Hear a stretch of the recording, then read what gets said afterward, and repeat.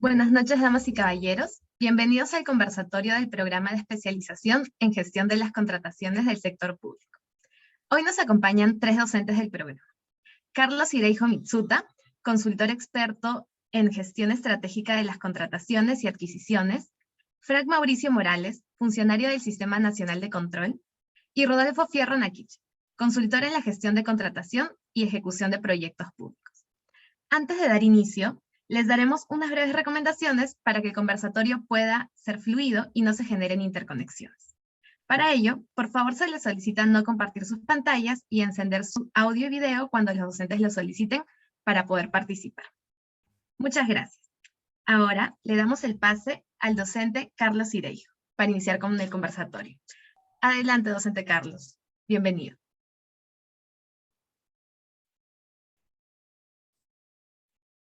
Está con el audio apagado. Buenas noches, muchachos, disculpen. La dinámica de este conversatorio va a ser, primero, hacer una pequeña exposición de, digamos, los temas principales que vamos a desarrollar en el programa. Está aquí el doctor, no, ¿qué doctor? Si no me va a matar. Rodolfo y Frank, que son profesores que nos acompañan en el programa. Y van a tener cursos interesantes como planificación y presupuesto. Van a llevar el tema de la norma nacional 30225 conmigo. Van a llevar contratación internacional con Rodolfo Fierro y el tema de control, que es muy importante, con Frank Mauricio. ¿Ok? Entonces, digamos, la primera pauta que van a encontrar dentro de lo que es este programa, que es muy importante para un poco conocer, digamos, a nivel operativo, cuáles son los problemas más cercanos o comunes que pueden ocurrir. Para esto, quien les habla fue funcionario público en su momento y también formó parte de comités especiales porque, digamos, mi experiencia profesional está en la logística. ¿Ok? Entonces, vamos a poder enriquecernos de acuerdo al tema que nos trate sobre casos bastante puntuales y temas bastante operativos, ¿no? Evidentemente vamos a revisar la norma, pero no les vamos a exigir que se la aprendan de memoria porque seguro cambia, pues, ¿no? El 7 de octubre fue modificada la norma. Claro, con pocos artículos y entra en vigencia mañana las modificaciones, el 28. Entonces, en realidad, nuestro objetivo, tanto de Fran, de Rodolfo y los otros profesores que nos acompañan, no es que se aprendan la normativa de memoria, sino que aprendan cómo funciona el sistema para adecuarnos a cualquier norma que venga, ¿no? Claro, si ya se modifica el sistema operativo del Estado, obviamente ya hay una reevaluación total de lo que vamos a hacer. Entonces, en un primer momento conmigo, al menos vamos a ver pues 30.225, que es normativa, digamos, lo general, y vamos a trazar el tema en tres fases: la preparatoria, la selectiva y la ejecución contractual, incluyendo pues un módulo de arbitraje, y vamos a desarrollar obviamente casos bastante puntuales, ¿no? Si yo tuviera que preguntar, por ejemplo, rápidamente, ¿cuál es el principal problema en la contratación pública? ¿Alguien se animaría a tener una respuesta? Voy a preguntarle acá abajito, Susana. Susana, ¿estás por ahí? Susanita. Hola, ¿cómo estás, Carlos? ¿Qué tal? Hola, pues Susanita, dime, si tuvieras que resumir el problema de la compra pública, ¿qué nos dirías? Bueno, básicamente el tema de la contratación pública es la demora en los plazos, en el proceso mismo, ¿no? Ujú. No, En el abastecimiento en general, la oportunidad. exacto. Claro, es la oportunidad para, digamos, que el proveedor o que el contratista en este caso cumpla, que la administración tenga el servicio, y es bastante engorroso ante todas las etapas que se tienen que pasar frente a lo que en otro tipo de contrataciones que ahora están entrando a materia del gobierno, Los se contratos NEC. desprende que son más ágiles, ¿no? Interesante, ¿ah? Y si vamos escarbando un poco más en este elemento, además de lo engorroso, ¿hay algún otro problema que genere nuestro retraso y nuestra falta de oportunidad en el abastecimiento? Son engorrosos los procedimientos, eso sí es cierto.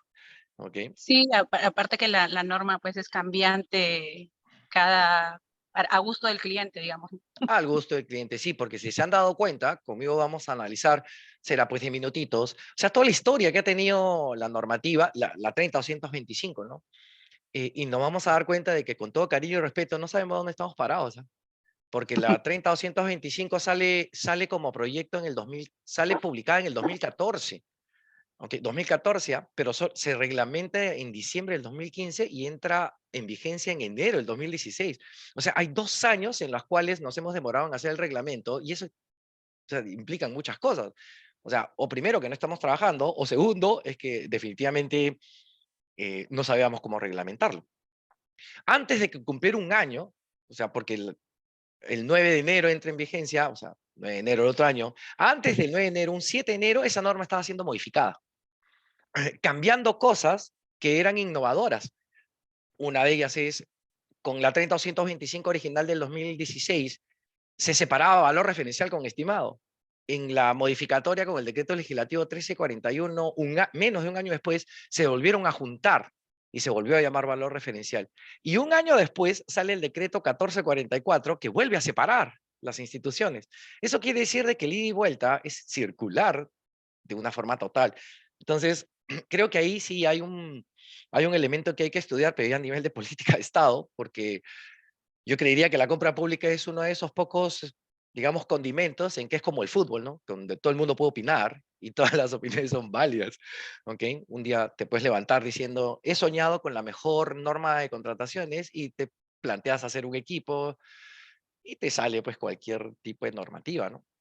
A esto súmale que, bueno, salvo pandemia donde las modificatorias y precisiones han sido por un tema coyuntural, se han estado modificando las normas y la última modificatoria es del 7 de octubre, ¿no? Con algunas precisiones que aún, digamos, por cosas más importantes, digamos, no hemos sacado normativas. Entonces, ahí vamos a analizar un poco, criticar también, ¿por qué no?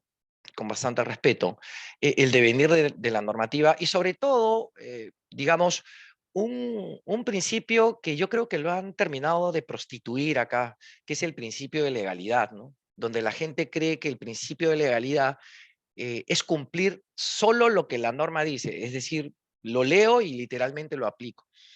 Y en realidad no es así. El principio de legalidad no te dice que debas hacer la norma tal cual como te la dicen. Lo que te dice es que uno tiene que respetar la Constitución, las leyes, los reglamentos, de acuerdo a las competencias que las normas le hayan establecido. No quiere decir de que tengas que cumplir a rajatabla el tema. Voy a poner solo un ejemplo.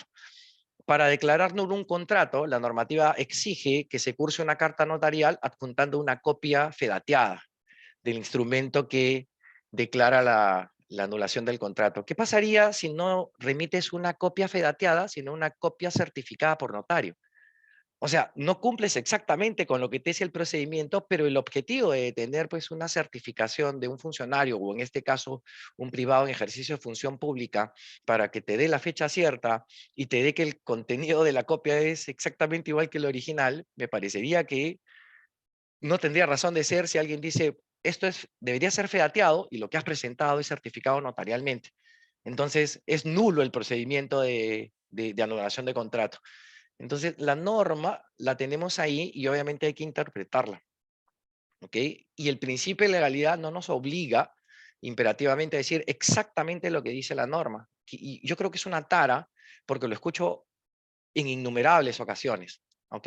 Obviamente me dicen muy bonito, doctor, pero ya Frank es fuera de Frank, ¿no? Pero el auditor no lo entiende así y me ha hecho la observación.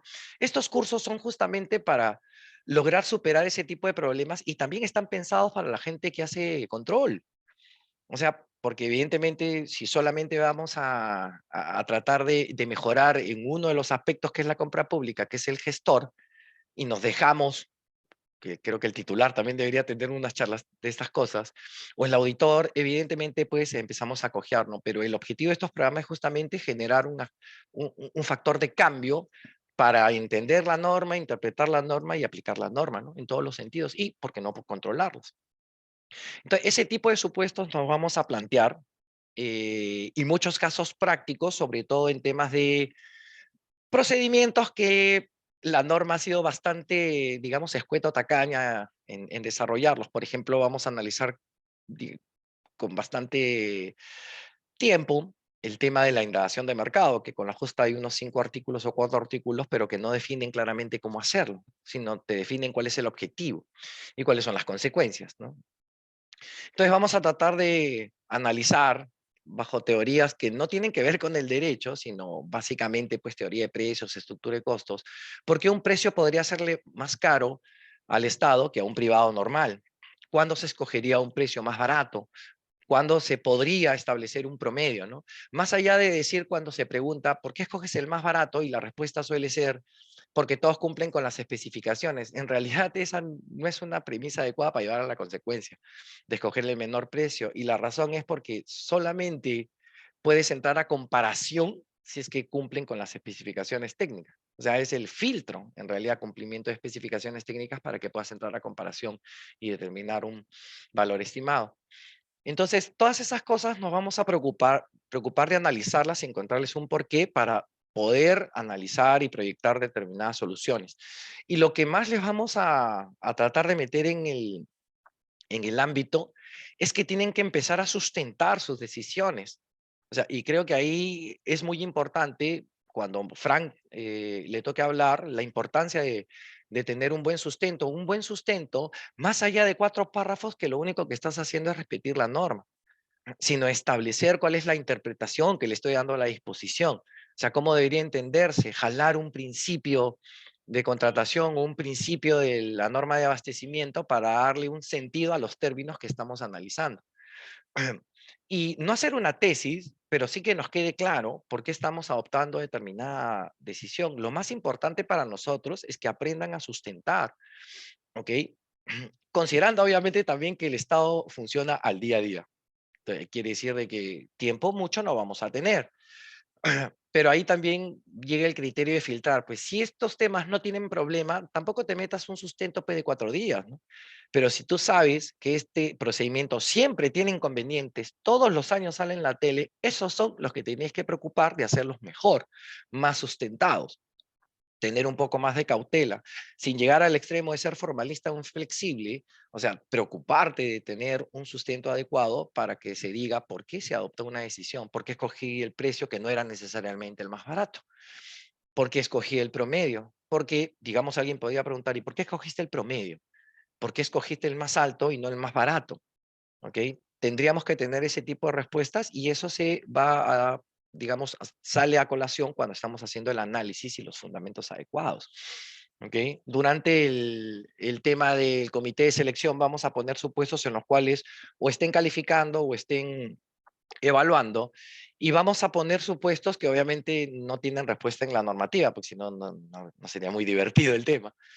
Y nos vamos a obligar a buscar la solución, buscar una fuente que nos permita decir, oye, ¿sabes qué? Esta solución no está acá en esta norma, pero he encontrado esta disposición que vamos a ver si podríamos aplicarla. Y como siempre digo, todos los profesores en la universidad y sobre todo en este programa aceptan que las posiciones son válidas, ¿ok?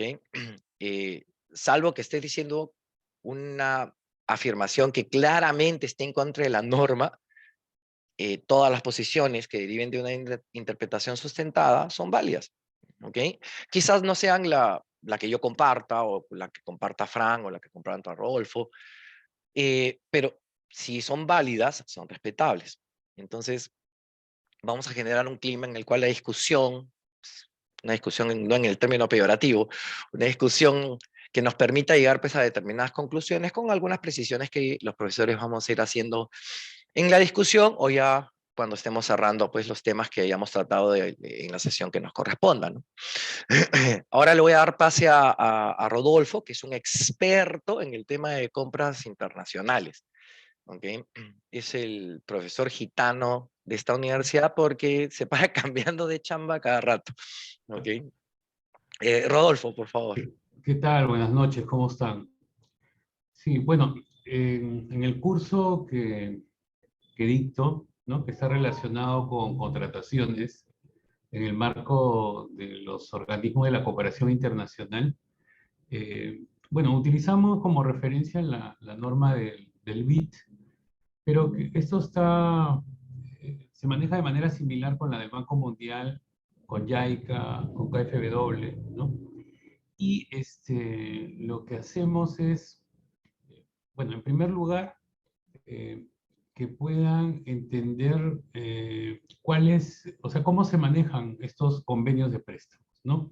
Como se ha firmado un contrato internacional, un convenio de préstamo, un contrato de préstamo, las reglas para la ejecución de proyectos, sobre todo en la parte de adquisiciones, se utiliza las políticas de los bancos, ¿no?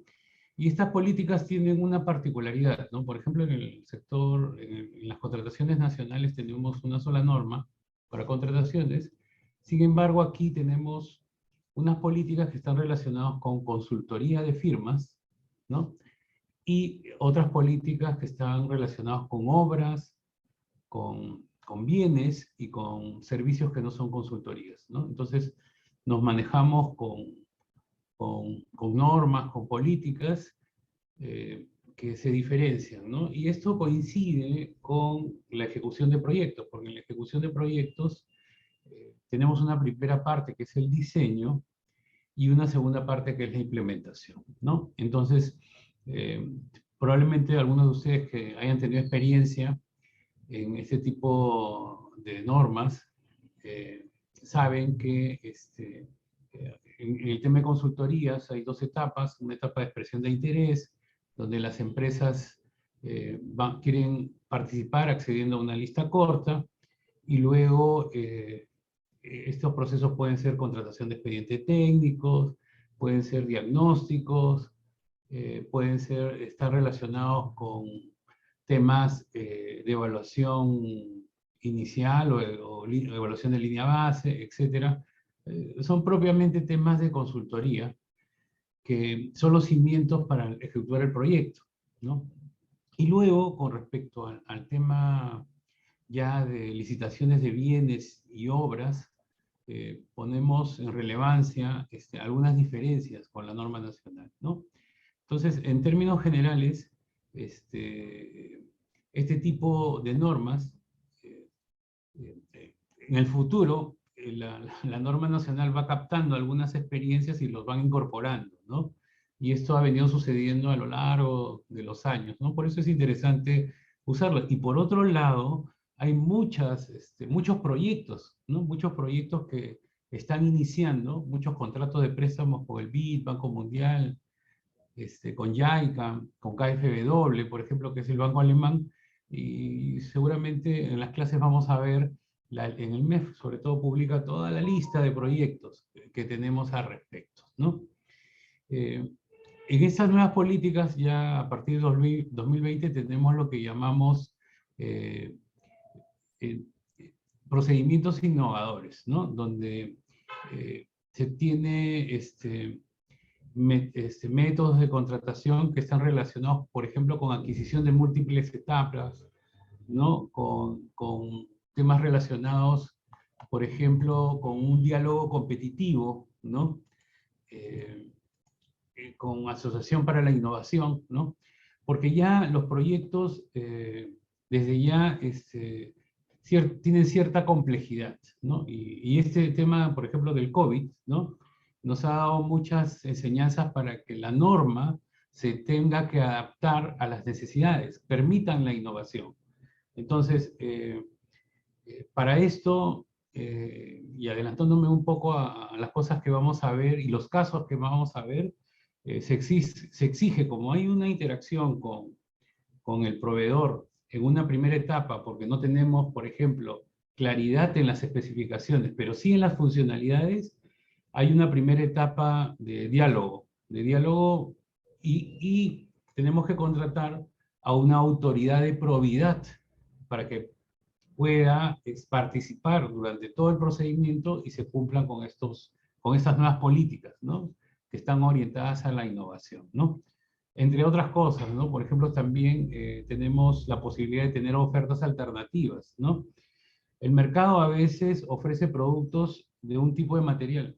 Sin embargo, un tipo de material que nosotros lo conocemos, pero a nivel internacional hay diferentes opciones y diferentes soluciones. Entonces, a esto se le llama ofertas alternativas, ¿no? Que el mercado, como es tan cambiante, por ejemplo, estamos llegando a a vehículos híbridos o vehículos totalmente eléctricos, ¿no? Probablemente tengamos que hacer una licitación en el futuro donde tengamos las dos alternativas. Se aceptan híbridos y también se aceptan eléctricos, ¿no? Entonces, hay muchas opciones que las políticas con financiamiento del BID, Banco Mundial, nos dan y la idea es que en estas sesiones podamos revisar los casos y todos estos son casos que se están desarrollando en el Perú, pero dadas las características de los mismos proyectos, estos proyectos también se han ejecutado en otro lugar, ¿no? Entonces, hay mucha posibilidad de aprendizaje. Otro tema que es importante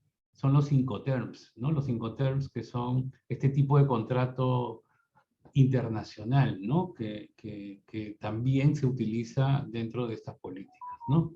Entonces, así brevemente le he dado así un lineamiento de los temas que vamos a ver en el curso. Sí, adelante, Frank. Gracias, Rodolfo. Bueno, buenas noches con todos. Soy Frank Mauricio.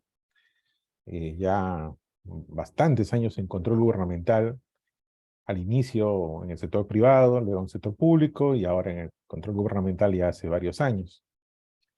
Este programa, esta especialización es sumamente importante para todos ustedes. Estén en el rol que estén, seguramente la mayor parte de los que participan normalmente son logísticos y seguramente nos están escuchando logísticos y también proveedores, funcionarios, ¿no? Auditores, ¿no? Y realmente en todos estos años hemos tenido grupos multidisciplinarios que enriquecen cada una de las sesiones, ¿no? Enriquecen con sus experiencias, con sus comentarios, con sus discrepancias, ¿por qué no? Bien lo dijo Carlos, ¿no? Nuestra universidad pues acepta todas las opiniones y normalmente es una pluralidad de posiciones, ¿no? Esta especialización tiene esa particularidad que bien también lo decía Carlos, ¿no? Es decir, formar en conceptos. En cada una de las asignaturas que forman la especialidad, todos los profesores forman en conceptos. Conceptos porque la norma cambia. Las normas cambian, ¿no? Entonces, lo que quedan son los conceptos. Y eso es lo que se refuerza, ¿no? Sobre todo en los estudios de caso, es más, hasta las evaluaciones mismas, ¿no? Van en ese sentido, ¿no? En medir la capacidad de usar los conceptos ante una determinada situación. Específicamente, nosotros tenemos a cargo, pues, la asignatura de gestión del monitoreo y sistemas de control de las contrataciones. Monitoreo y control de las contrataciones, ¿no? Y es porque en todo, pues, esfuerzo de abastecimiento, en todo esfuerzo logístico y sobre todo en el Estado, hay en este caso una reunión de actores, ¿no? En el caso de las contrataciones.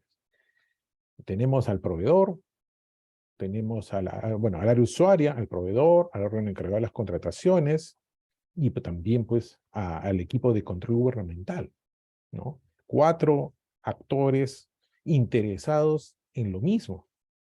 Quieras o no, es lo mismo, nada más que de diversas perspectivas, ¿no?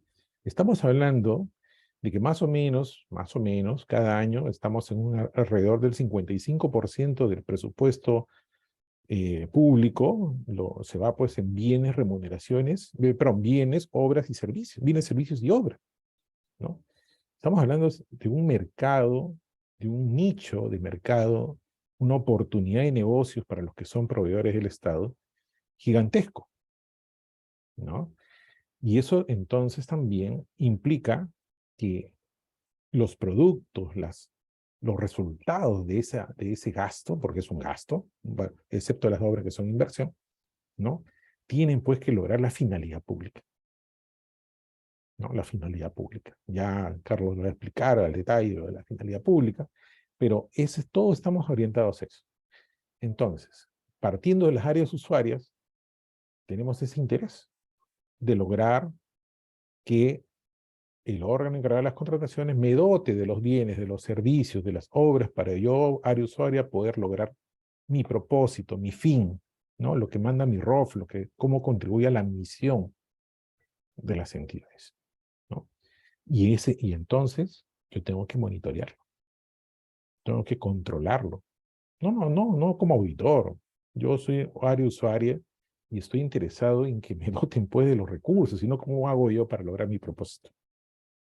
Y es ahí entonces donde siempre vamos a recurrir a los 4 principios básicos de la administración, ¿no? De planear, organizar, dirigir y controlar. Y ese control, para el caso pues, de las áreas usuarias, va por el lado del monitoreo y control. Pero también yo soy proveedor. Entonces ya me cambio la perspectiva y voy por el lado de los proveedores. Y así hemos diseñado nuestro curso. Primero empezamos con la perspectiva de los proveedores, ¿no? Lógicamente, está en juego el margen, la utilidad de las empresas proveedoras, porque para eso existen, son empresas privadas, ¿no?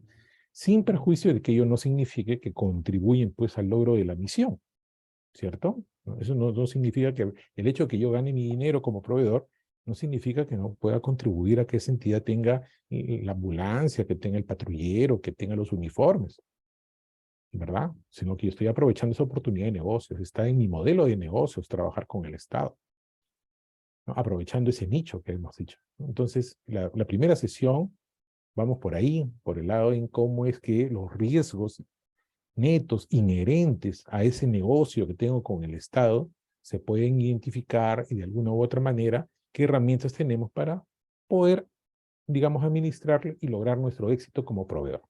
Primera sesión. ¿Correcto? De ahí cambiamos la perspectiva y nos vamos al área usuaria. Ahora soy funcionario del área usuaria, necesito cumplir con mi rol, con mis funciones, contribuir a mi misión, y necesito de bienes, remuneración, bienes, servicios y obras. Depende, ¿no? Depende de lo que necesite, ¿no? Y entonces también para eso hay riesgos, pues, ¿no? Siempre va a haber riesgos, ¿no? Parte de la naturaleza de vivir. Y esos riesgos los identificamos o tratamos de identificar, ¿no? Para poder tomar acciones que aseguren el objetivo. Ahí lo enlazamos con los que trabajan en el sector público, los que trabajan en el sector público, ¿no? Interactúa con lo que las normas de control le llaman el sistema de control interno, ¿no? Susana, ¿alguna consulta? No, ya. Ok, entonces interactuamos con el sistema de control interno, ¿sí? Ok. Y esa es la segunda sesión, ¿no? La tercera sesión, otra vez cambiamos de rol y ahora somos órgano encargado de las contrataciones, ¿no? Logística. Tenemos nuestros propios objetivos logísticos o de cumplimiento. La propia norma nos dice claramente qué es lo que se espera de un órgano encargado de la contratación, ¿no? Y como nosotros somos parte del sistema administrativo de abastecimiento, que damos soporte a los sistemas funcionales, también tenemos riesgos y tenemos que controlar esos riesgos. Entonces vamos por ahí también, ¿no? Y cerramos la última sesión ya con la perspectiva del control gubernamental. Como todos acabamos de escuchar, ¿no? Hay una gran cantidad de recursos públicos asociados a la compra pública. Y como es tan grande, lógicamente es uno de los principales intereses del control gubernamental. El control gubernamental es un encargo constitucional. Existe porque la Constitución señala que se tiene que ejercer el control gubernamental para cautelar, verificar la legalidad de la ejecución del presupuesto en compras. Y encarga eso al Sistema Nacional de Control. Entonces lo vemos desde los 3 momentos que tiene el control. Vemos control previo, ¿no? Control previo, antes que se ejecute el gasto. Vemos control simultáneo y nos concentramos en lo que, entre comillas, como conversamos con Rodolfo, que estábamos en la onda del control concurrente, ¿no? El control concurrente. Lo vemos al detalle, conceptualmente. No estamos diciendo que lo vamos a hacer como auditores, ¿no? Conceptualmente. ¿En qué consiste y por qué tendríamos que estar de alguna manera vigilantes de eso, ¿no? Como gestores, como proveedores, como ciudadanos, ¿no? Y lógicamente rematamos con ya el control posterior, lo que todos conocen como la auditoría de las contrataciones. Y lo hacemos sencillo, simplemente decimos que es comparar lo que se hizo con lo que se debió hacer, pero como bien nos señala Carlos, hay un punto muy importante, ¿no? No es solamente si cumpliste o no la norma, ¿no? Eso es, digamos, lo básico, ¿no? No, eso no es así, ¿no? también es valorar el efecto de no haber cumplido. El ejemplo de Carlos es bien interesante, porque él dice, oye, es que no fue fedateado, pues fue certificado por notario. Entonces el efecto del incumplimiento, no hay ningún efecto. No hay efecto porque se logró el propósito. Entonces, en ese curso vamos a decir, ¿no? En ese curso nos concentramos en que los hallazgos, bueno, no se llaman desviaciones, tienen 4 elementos, 4. ¿No? O sea, lo que hiciste, lo que debiste hacer, la causa del por qué y la diferencia, y el efecto. Y si no hay uno, ya no hay efecto. Con 3 patitas no funciona la cosa. No hay nada. No hay nada. ¿No? Y esos conceptos de ese tipo y las presuntas responsabilidades que pudieran emerger de esos incumplimientos se trata en la 4ª sesión. Cada una de esas sesiones tiene un caso, porque normalmente dictamos los 30 primeros minutos y vamos a los casos prácticos, ¿no? Cada una de esas sesiones tiene un caso. El objetivo de esa asignatura es ver conceptualmente monitoreo y control de las contrataciones. Y es por eso que todos nuestros cursos de la especialización tienen ese enfoque práctico, ese enfoque gerencial, ese enfoque conceptual, porque ustedes están especializándose en nuestra universidad que va hacia ese enfoque, ¿no? Y es totalmente necesario para alguien que trabaja en el sector público también, pero sobre todo aquel que esté vinculado a las contrataciones. No es necesario que uno sea funcionario público para llevar la especialización. Al contrario, proveedores, funcionarios, ciudadanos, a lo mejor comunicadores, ¿no? Porque siempre es noticia las contrataciones. Es decir, es un programa de especialización muy completo, muy completo.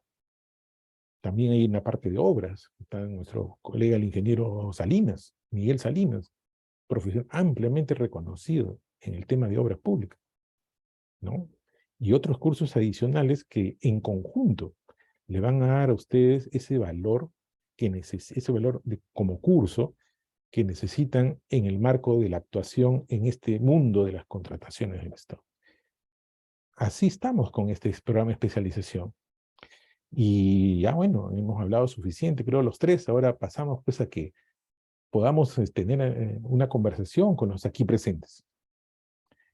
Pasamos entonces a esa etapa. ¿Alguien tiene alguna pregunta en específico, muchachos? ¿Algún caso que haya tenido? ¿Alguna desviación que le hayan hecho? Aprovechando que está Frank. A ver, vamos a preguntar. Carmen Cuba, ¿estás por ahí? Carmen. Carmen. Elmer. Buenas noches, ¿se me escucha? Sí, Perdón, Carmencita, sí, estaba te con el micrófono escuchamos. apagado. Disculpe.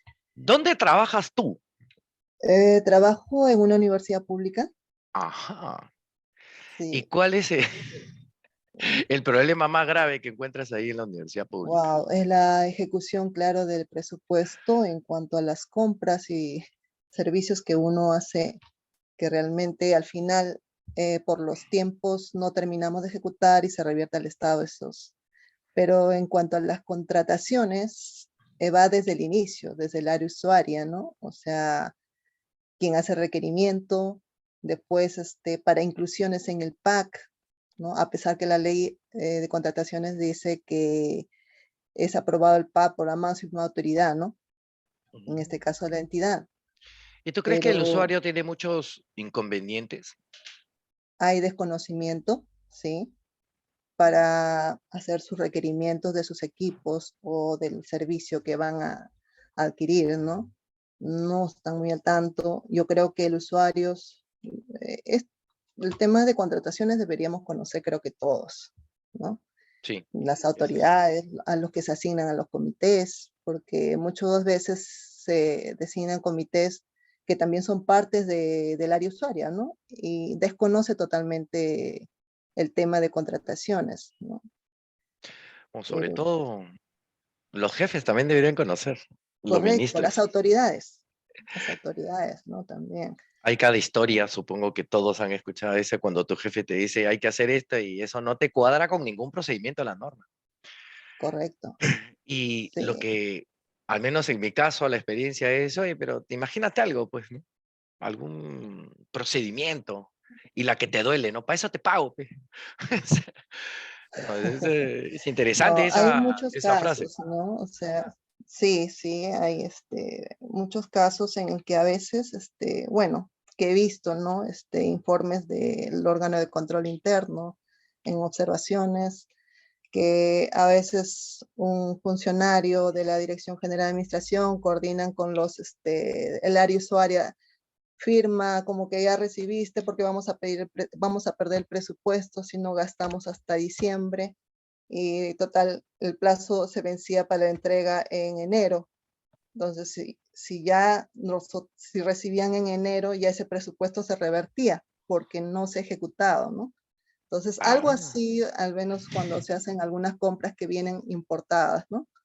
Ujú, lo que dices, Carmen, me hace recordar, porque esta es una práctica ya es antiquísima, pues yo supongo que desde que San Martín ujú, dijo que somos independientes, ¿no? Esa situación en la cual te dicen, vamos a perder el presupuesto, ¿no? Eso también vamos a estudiar, porque ujú, el sistema público, nosotros básicamente, bueno, yo ya no porque no soy funcionario público, porque cuando lo era, o sea, tiene sus propias mecánicas para evadir la norma a nivel operativo. Y entonces, digamos, no digo que eso pase en tu universidad, querida Carmencita, pero hacen ese ujú, popular pues de vengado preventivo, ¿no? Donde le das ujú, conformidad y de vengado al 31 de diciembre para poder usar la mejor fecha de pago del otro año. ujú, ¿Ok? Ya, esa es una práctica que lo único que hace es maquillar una cifra, porque la ujú, gente, obviamente presionada por el sistema de presupuesto, lo que hace es tratar de ejecutar el presupuesto. Y ahí lo que no se dan cuenta, que es lo que al Estado le interesa, no es que te gastes la plata en el buen sentido de la palabra, sino que logres una meta. Entonces, correcto. tienes una foto que está trucada, porque dentro de lo Ujú, que es el nivel de ejecución del presupuesto, puedes estar muy bien, pero cuando te vas ujú, al caso concreto de la meta lograda, estás en cero. Es como cuando te dan el correcto. adelanto pues en la obra, ¿no? Con eso Ujú, financieramente estás al, no sé, 40% si por quieres, ciento. Ujú, y vas a la obra y lo único que encuentras es el cerco perimétrico y el cartel informativo. Entonces, ujú, confundimos mucho cuando hablamos de gestión en cuánta plata estamos ejecutando, en lugar de ujú, preguntarnos cuánta meta estamos logrando. Porque si logras una meta, definitivamente hay ejecución de presupuesto. Pero así como es la práctica el último trimestre, yo les apuesto, no digo que eso vaya a ser en tu universidad, Carmencita, pero yo les apuesto que este trimestre la gente va a convocar con furia lo que no ha convocado en 3 trimestres y va a empezar a devengar lo que no tiene. ¿Ok? Por esa ujú, premura de tratar de equiparar el retraso de 3 trimestres que no lo van a lograr y tratar de ejecutar la mayor cantidad de presupuesto aun cuando no tengamos los bienes.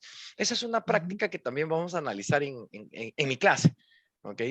Porque claro. lo que va a suceder ahí es que operativamente vamos a encontrar muchas soluciones.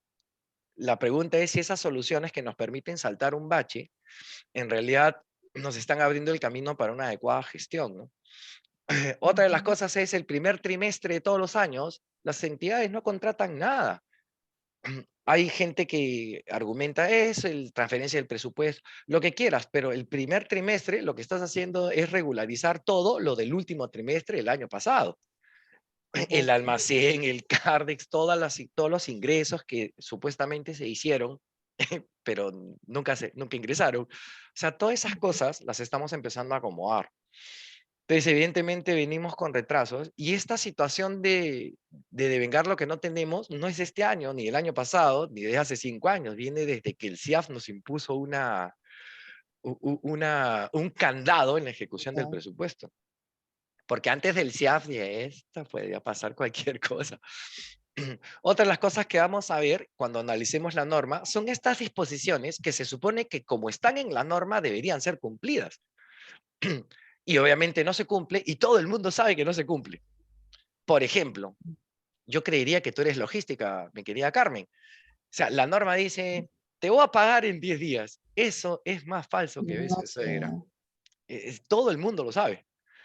pero está en la norma. Entonces genera una distorsión, porque entonces está en la norma, pero nadie se preocupa por cumplirla. Incluso el propio proveedor ya sabe que no le van a pagar, o sea, digamos como que lo asimila, ¿no?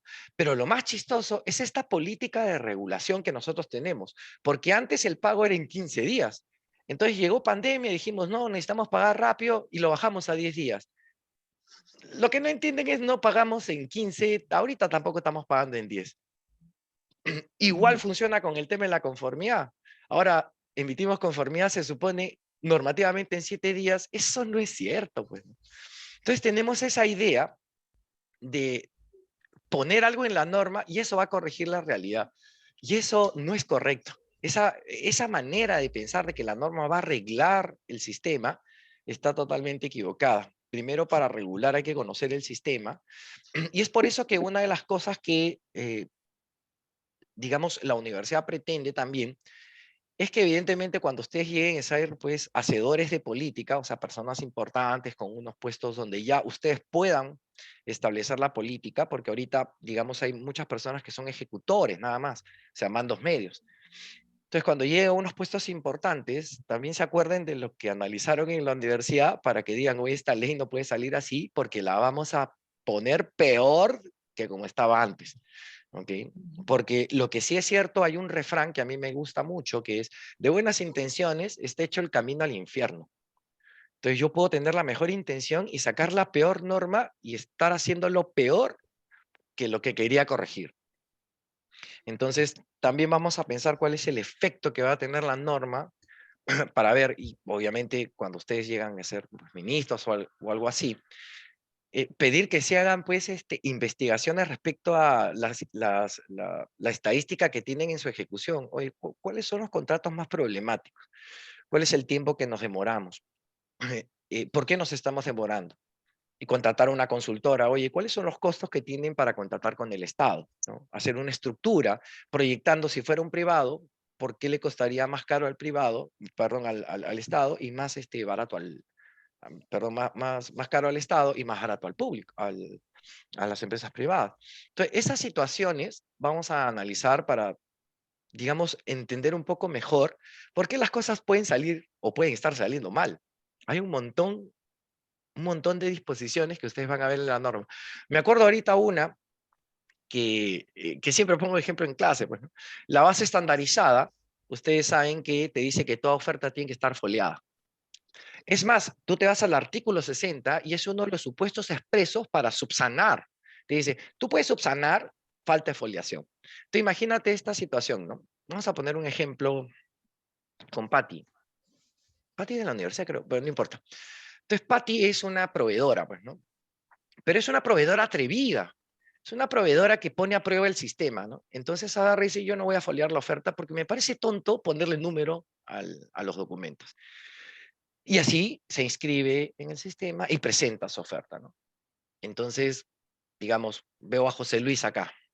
José Luis es parte del comité de selección y advierte que la oferta no está foliada, va a su artículo 60 y le plantea, pues, oye, Patricia, tienes que subsanar de acuerdo al artículo 60 y fácticamente tu propuesta no está foliada, Liz. O sea, es un hecho indiscutible que no está foliado.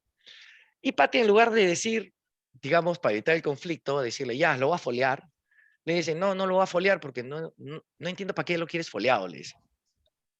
Entonces, si se incumple un requisito que pese a que fue subsanado, no se subsana, entonces la consecuencia creo que cae de madura, ¿no? O sea, hay que no admitir la oferta, pues, ¿no? Porque le falta un requisito en la norma, que es la literalidad de la disposición. ¿Okay? Es un supuesto consecuencia muy claro. Pero después te pones a pensar y Patricia lo que te dice es, pero ¿para qué quieres foliar la oferta? O sea, tendríamos que pensar para qué se planteó que las ofertas fueran foliadas. Y esas disposiciones cobran mucho sentido en un entorno físico. Es decir, las ofertas pues suelen caminar a veces, pues, ¿no? Un papelito se pierde, el otro se sustituye. Incluso cuando podemos ver regulación anterior con actos públicos, el notario tenía que firmarse todas las ofertas. ¿Para qué? Para que quede claro de que no se saquen, no se muevan, no se sustituyan. el objetivo de una foliación es tener un elemento concreto para cautelar el contenido de la oferta y el número de documentación que integran una oferta. ¿Ok? Y Patricia te dice, ¿y ahora para qué lo quieres? Porque la oferta va por sistema. Entonces, si tú quieres saber cuántas páginas tiene la oferta de Patty, solo anda el sistema. ¿Ok? Si tú quieres saber qué dice la página 14 porque te genera dudas, solo tienes que ir al sistema. Entonces, ¿para qué quieres que te lo folee? Y además te dice, ¿no? Independientemente son 1400 hojas, no quiero escanear de nuevo todo. ¿Ok? Entonces, ahí suelta la pregunta, ¿no admites la oferta aplicando literalmente la norma? ¿O te pones a pensar cuál es el objetivo de este procedimiento? Porque la cautela de la oferta la hace el propio sistema. Nuestro sistema, que es el SEACE, más allá de lograr información y de filtrar, cosa que no hace, es muy poco amigable el tema, lo que sí se ha configurado es en el certificador digital de todos los actos que ocurran en el procedimiento de selección. La gente puede decir, oye, pero igual puedes manipular el sistema. ¿Tú creerías que antes en el ámbito presencial no se podía manipular eso? O sea, ¿tú crees que porque se quedaban las ofertas en poder del notario no se podía hacer cosas?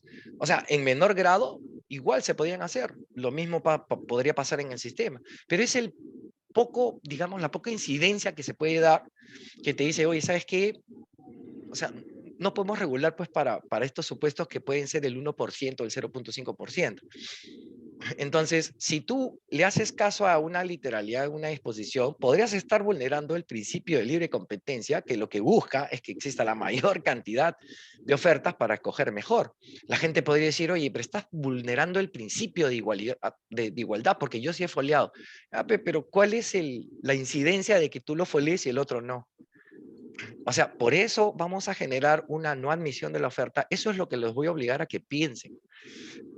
Ambas posiciones pueden ser válidas porque uno sigue una premisa literal, inflexible. ¿Ok?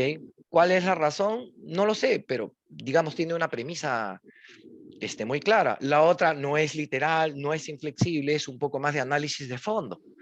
¿Ok? Porque lo que necesitamos es empezar a comprender para qué la norma se pone de esa manera. Yo lo que creo es que esa vaina debería desaparecer, o sea, en la base estandarizada.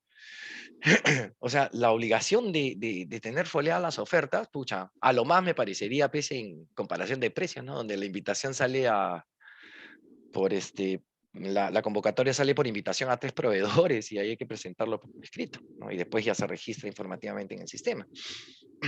Pero darle el contexto a la disposición para poder hacer eficiente la aplicación del derecho. Como ese ejemplo van a haber un montón dentro de lo que es el análisis, al menos de la 30.225.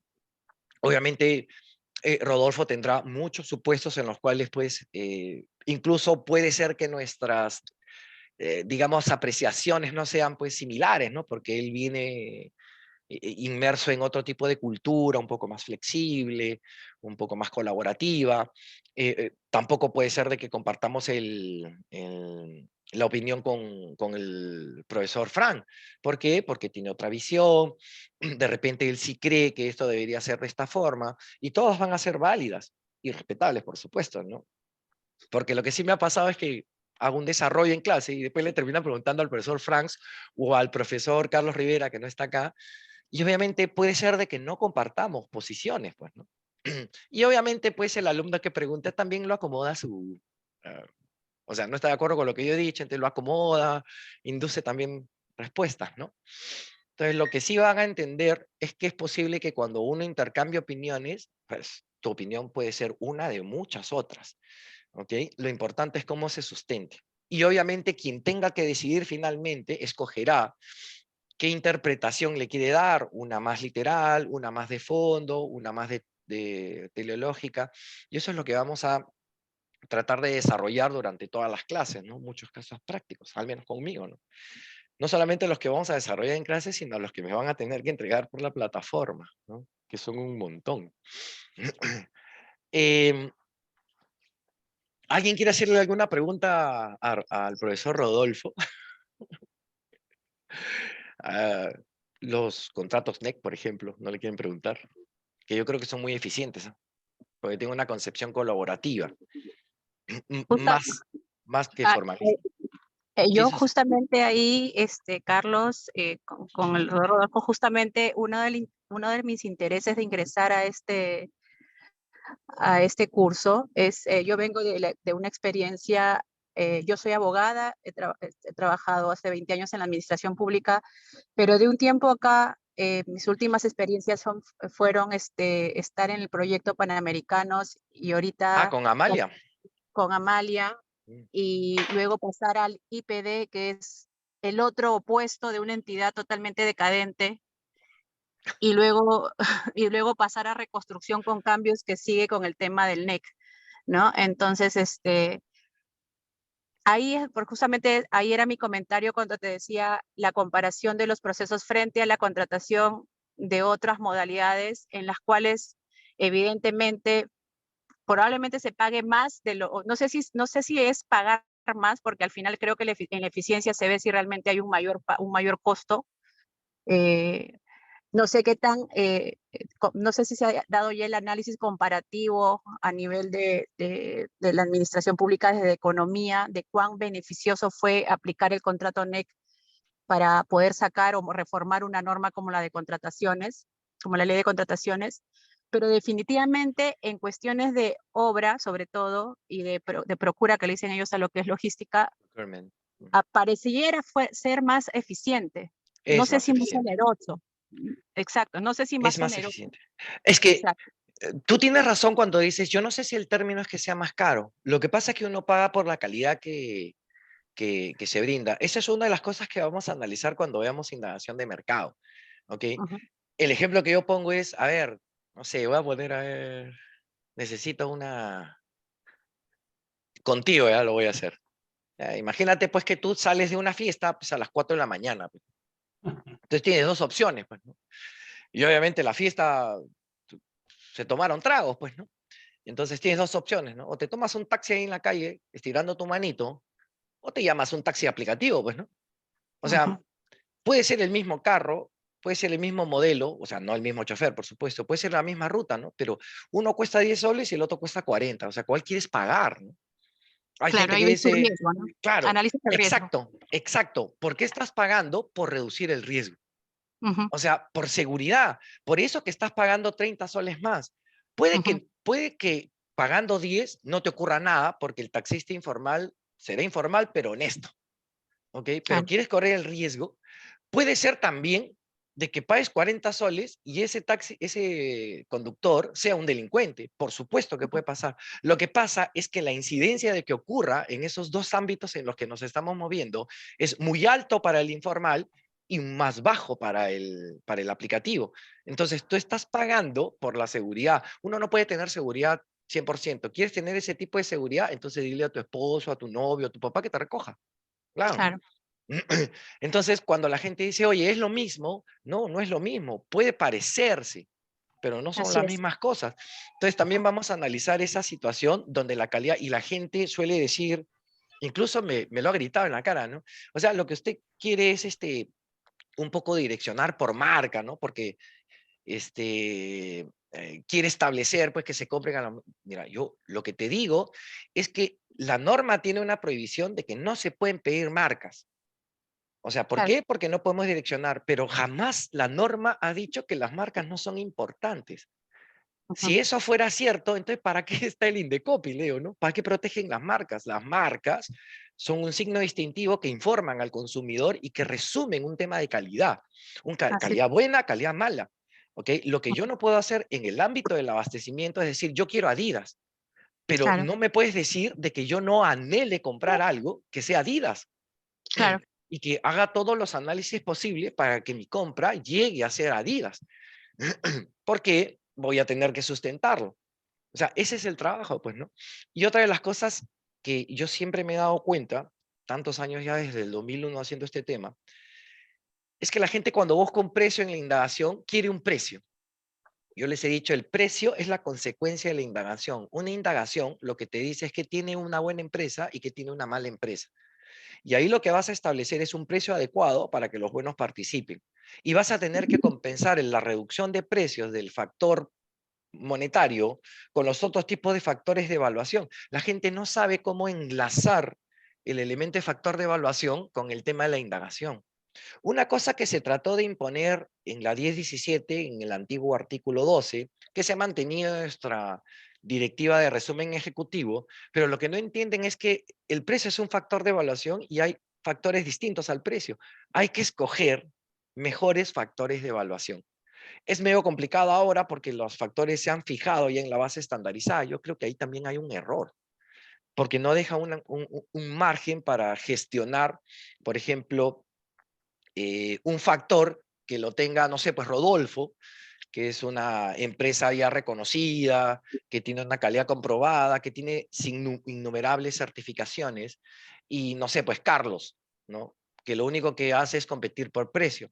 O sea, ¿cuál es el fuerte de Carlos? El precio. ¿Cuál es el fuerte de Rodolfo? La calidad. O sea, Rodolfo no compite por precio, no es su fuerte. Se Claro. preocupa en dar calidad. El fuerte de Carlos no es la calidad, es el precio. Yo me preocupo por seguir bajando el precio para ser atractivo. Ambos elementos, evidentemente, de naturaleza económica tienen sus propias premisas. ¿Ok? Los productos baratos están pensados pues, para determinado tipo de consumidor, los productos caros están pensados para otro tipo de consumidor. ¿Qué consumidor quiere ser el Estado? Esa es la gran pregunta. Y también es un poco desterrar esas cosas que uno ve en el periódico, pues, ¿no? Te dice, se está pagando de más, ¿no? Al hijo de vecino le cuesta X y al Estado le están cobrando el doble. Papi, habría que ver por qué le cobran tan caro el Estado. El último que me acuerdo que ya fue escandaloso fue con unos prefabricados de vivienda, donde el reportero fue a estos lugares informales donde hacen prefabricados y le preguntaron cuánto costaba, no sé, pues 19 soles y al Estado le había costado pues como 30, ¿no? Y le dice, ¿tú puedes con el requerimiento? Y el tipo te va a decir que sí, el informal. Pero a ver, dile, pues, es 1000, lo tienes que instalar en otro sitio, tú lo tienes que llevar, tú lo vas a hacer primero y después te pago, presentas tu garantía. O sea, las cosas no son como se suelen poner, ¿ok? Se suelen decir un montón de cosas, pero la información correcta es la que o se manipula para no decirla, o simplemente hay un desconocimiento. El otro día vi una noticia que decía que el Ministerio X ha contratado con una empresa que ha presentado documentación falsa. Tú ves esa noticia y dices, ¿cómo rayos se ha hecho eso cuando te bloquea el sistema? Claro, empieza la noticia y entre la noticia, el reportaje dice, fue sancionado, pero ya no está sancionada. O sea, entonces no hay escándalo, pues, porque si ya fue sancionada y ya pasó su periodo de sanción, esa empresa está habilitada para contratar con el Estado. Antes presentó documentación falsa, pasó un sancionador, se le sancionó sus 5 años y ahorita en el año 6 puede seguir contratando. O sea, pero la noticia que te plantean es que el Ministerio de Cultura contrató con estos, ¿no? Que han presentado documentación falsa. O sea, a veces también la información se manipula y eso también genera temor en la toma de decisiones. Porque dicen, pucha, a nadie le gusta salir en el periódico, pues, ¿no? O sea, eso también vamos a analizar para tener elementos para poder, digamos, superar este tipo de cuestionamientos. Alguna vez un jefe me dijo, no lo vamos a hacer así, Carlos, porque yo sé que tú tienes razón, pero yo no quiero salir en el periódico, me dijo. Fue allá por el O lo, 2006. o lo hacen también el temor también del poco conocimiento que a veces también tiene la Contraloría, que te hace ya un poco ser legalista al máximo, Sí. porque sabes que de repente va a venir el órgano de control y no va a entender pues las interpretaciones, ¿no? A mí, con mucho cariño, Frank, a mí una vez cuando yo estaba de jefe ahí en mi educación, me hicieron todavía se llamaba hallazgos ahí, un hallazgo porque no encontraron en el expediente el acta de recepción de ofertas.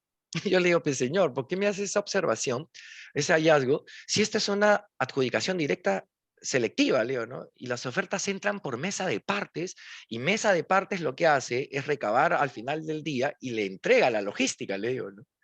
No, pero tiene que haber un acta de recepción. Pero la recepción de las ofertas es el sistema de trámite documentario, Leo. Claro. O sea, no entiendo, es que acá en la norma dice que tiene que haber un acta de recepción de oferta. Señor, Leo, pero no voy a juntar a 3 para que cuando la logística traiga y lo junte para decir, sí, estamos recibiendo. Claro. Cuando la logística hace el cargo, ya está recibiendo las ofertas.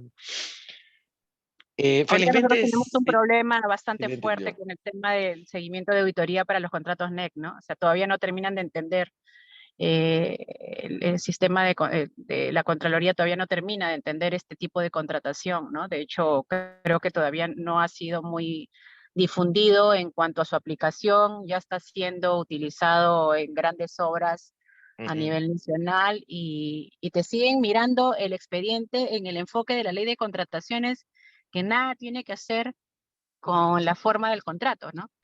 Lo que pasa es que ahí en los contratos NEC, yo sí comparto contigo, el Estado ha debido hacer un poco. Lo que pasa, yo creería que el Estado no los difunde tanto porque no quiere perder el monopolio de la 30 o 125 y sus regímenes que nacen con una concepción, digamos, ya muy determinada, ¿no? O sea, tenemos muchos años con este tipo de procedimientos y metodologías, ¿no? Y el contrato NEC cambia totalmente el tema porque lo vuelve colaborativo y preventivo. O sea, avísame del riesgo antes, y aquí no es quien tiene la culpa, sino que se está pensando en un tema del cumplimiento del contrato. O sea, yo quiero la represa. No me importa las penalidades ¿Cómo? en realidad. O sea, a mí Sí, no me importa quién tiene la culpa ahorita. Si me has advertido el tema y tengo que modificar el diseño, el lo expediente, la modifico. partida, o sea, lo voy a hacer, ¿no? Así es. Yo sí creo que el Estado tiene que asumir un papel un poco más importante. Yo no digo desterrar la 30 o 125, pero sí darle una promoción un poco mayor a estos contratos NEC para temas de gran inversión y de Ujú. proyectos de gran envergadura, ¿no? Donde ha quedado claro que, digamos, somos menos problemáticos en la 30 o 125 para sacar estas cosas, ¿no? O sea, un adicional demora un montón. O Claro. sea, ahorita en la mañana he estado en una audiencia arbitral, las partes están peleando porque se demoraron en entregar algo. Y el contratista se rayó y ya le resolvió el contrato, ¿no? Eh, Lamentablemente. Contrato NEC, no, claro, no voy a hacer un contrato NEC por 4 millones. O sea, me queda Claro. clarísimo, porque yo creería que mejor hay que agilizar mi propia normativa, ¿no? Pero si estoy hablando de algo de, no sé, pues 30, 40, 50, 100 millones, yo creería que podría ser importante analizar en qué medida podríamos aplicar esta normativa que ha quedado probadísimo con los panamericanos, que ha funcionado. Y, y yo les voy a hacer una confesión, cuando salieron los panamericanos, dije, esto no va a funcionar. La razón es porque hemos tratado de movernos en normativa internacional muchas veces y en realidad, de ahí nombran a Amalia, pues, ¿no? Y digo, bueno, puede ser que funcione, ¿no? Por Amalia, ¿no? Y se terminaron los panamericanos, se terminaron a tiempo, ¿no?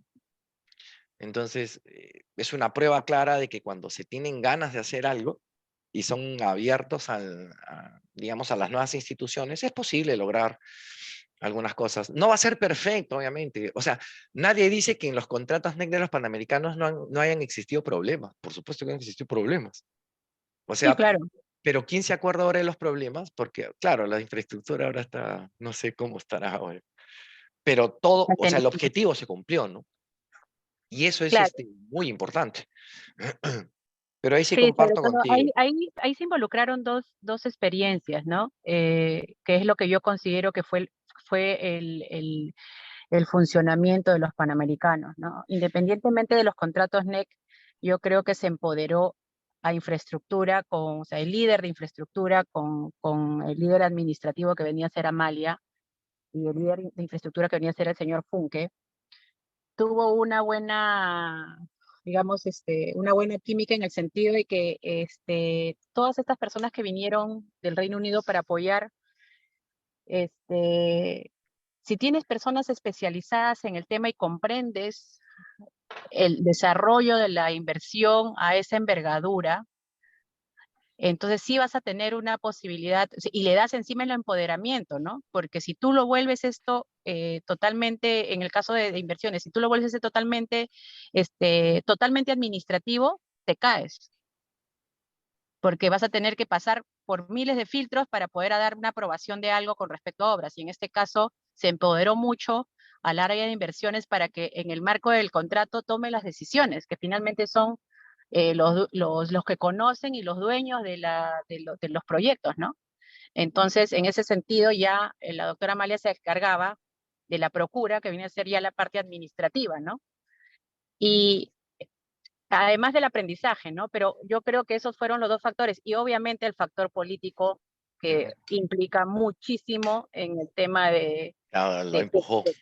claro, el factor político ahorita está todavía que se pelean por cómo se va a hacer la sub-17 y todavía no saben cómo empezar y es algo, ni la cuarta parte de lo que fue los Panamericanos con estadios que ya están construidos y están un poco con IOARs encima y no saben todavía cómo quieren implementar la sub-17. Entonces, pero por eso, ¿por qué? Porque no hay un rol político fuerte que lo empuje, ¿no? Yo creo que al final le van a crear su propia norma también. Sí, fácil. Ahora, lo que dices del apoyo es cierto, o sea, si no hay apoyo, el mejor ejemplo del fracaso total fue Forsur, para el tema de la reconstrucción del sur, donde se lo entregaron a privados, ¿sabes? Y ahí, le dije, claro, el privado dijo, ¿y cómo lo hacemos? No sé, pero ten cuidado porque la Contraloría también te puede echar la culpa a ti. Se paralizó todo. O sea, ningún empresario, yo me acuerdo, porque todavía era funcionario público, o sea, quería tomar decisiones. No les habían cuestionado nada todavía, pero no querían tomar decisiones. ¿Por qué? Por todas las historias pues, que se escuchan, pues algunas ciertas, algunas falsas, pero el mito urbano o la leyenda urbana, cuando te la cuentan y tú eres el que va a estar involucrado, obviamente te entra temor. A una persona privada que nunca había estado en el sector público le íbamos a aplicar un control que le habían dicho a esa persona que era, pues, no sé, pues de sicario. Entonces, estos empresarios dijeron, esta vaina no conviene, no quiero ayudar, pero no tanto, ¿no? Y 2009, el Banco de la Nación todavía tenía sus agencias destruidas. O sea, fue un fracaso total el tema de Forsur, ¿no? Debe ser por eso que tampoco le tenían fe a los panamericanos hasta que obviamente Amalia me cerró pues la boca, pues, o sea, se hizo, pero se hizo bien, ¿no? Al menos en meta y en objetivo, esa vaina salió muy, muy bien y muy bonito, ¿okay? Nos dio un verdadero ejemplo de que si eres abierto a nuevas opciones, es posible cambiar las cosas. Ahora lo que nos falta es mantener la infraestructura, ¿no?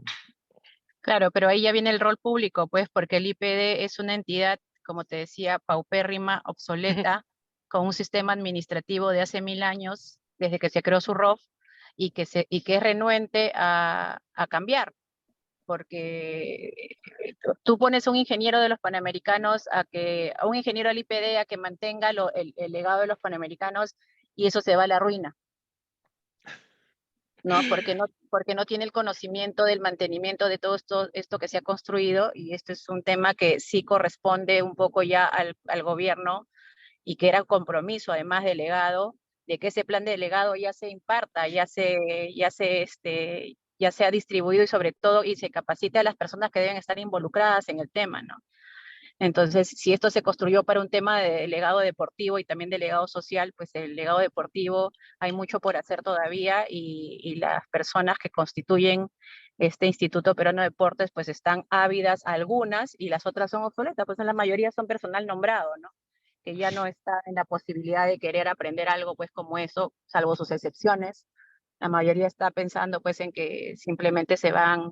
Es más, en pandemia quedó demostrado, ¿no? O sea, el IPD es un tema que se mantiene por mantenimiento de estadios, y todos los de mantenimiento estaban en cuarentena o simplemente estaban en remoto. ¿Y qué hace un electricista eso en remoto? O sea, ya ahí nomás pues ya no cuentas con personal, ¿no? Entonces, estas cosas, lamentablemente en el sistema del Estado, pues se vuelve obsoleto y no hay forma de. Yo particularmente ahora que estoy en reconstrucción con cambios, están tratando de hacer todo lo que es el tema del norte con el tema del empuje de los ríos, y el tema de la costa norte, de los ríos y de los colegios y de los hospitales. Pero en realidad lo haces. Yo creo que ya debería involucrarse el gobierno regional totalmente en eso, ¿no? O sea, ¿qué haces tú haciéndoles y cómo los vas a mantener y cómo se lo vas a dejar? Vamos a caer un poco en el mismo tema con los Panamericanos, ¿no? Ya tienes la infraestructura, ahora ¿cómo haces? ¿Cómo lo vas a mantener? Y no se involucran, ¿no? Se lo dejan a un tercero que se lo ejecute y luego la obra. Ok. Gracias, pues, Susana. Has hecho una catarsis brutal, ¿ah? Brutal, ¿no, Frank? Un poquito más sale como el realidad, aro, ¿eh? doctora, Va a estar sumamente interesante conversar con Susana en la clase de todo. Gracias. Sí, A ver, bueno. voy a preguntarle, Grover, me ha jalado tu nombre. Grover, ¿tú tienes alguna experiencia bonita en el sector público con el tema de las compras? ¿O siempre has tenido malas experiencias en licitaciones y concursos? Grover, ¿están por ahí? Tierra llamando a Grover. A ver, Yuri Francisco, no sé por qué me suena tu nombre. Yuri Francisco Santisteban.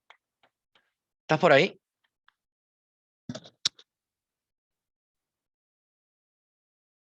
Yuri. ¿Qué ha pasado? La gente se ha desconectado. Elmer, ¿estás por ahí? Ajá. Hmm, ¿quién más está por acá? Ah, hay dos Elmer. Elmer Ventura. O Elmer Alonso, cualquiera de los dos. A lo mejor Lincoln. Lincoln, como el esposo de Patty. Lincoln. Ah, están en silencio total.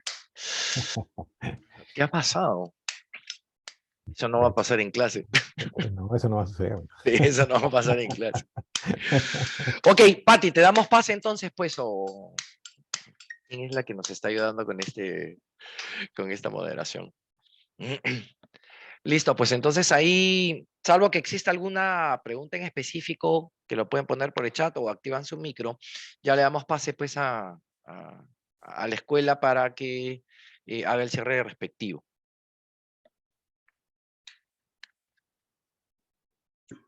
Bueno, si no hay preguntas adicionales, eso sería todo. Muchas gracias por el conversatorio a los docentes Carlos Ireijo, Fran Mauricio y Rodolfo Fierro. Muchas gracias por su tiempo y por la atención a las consultas y la participación de las personas que se han conectado. Ok, Aquellos que gracias. deseen Nos conversar vemos con la en clase. asesora, Nos vemos les en clase. dejamos sus datos para que puedan contactarla en caso deseen mayor información sobre nuestro programa. Eso sería todo. Que tengan una feliz noche. Hasta luego. Chao Nos vemos. muchachos. Chao Muchas Fran, gracias chao a Rodolfo. Chao, Carlos. Chao, Susana. Rodolfo. Chao, Chao Patty. Carmencita. Gracias, chao. Nos Hasta luego. vemos. Nos vemos en clases. Hasta ¿ah? Nos luego. vemos en clases. Gracias.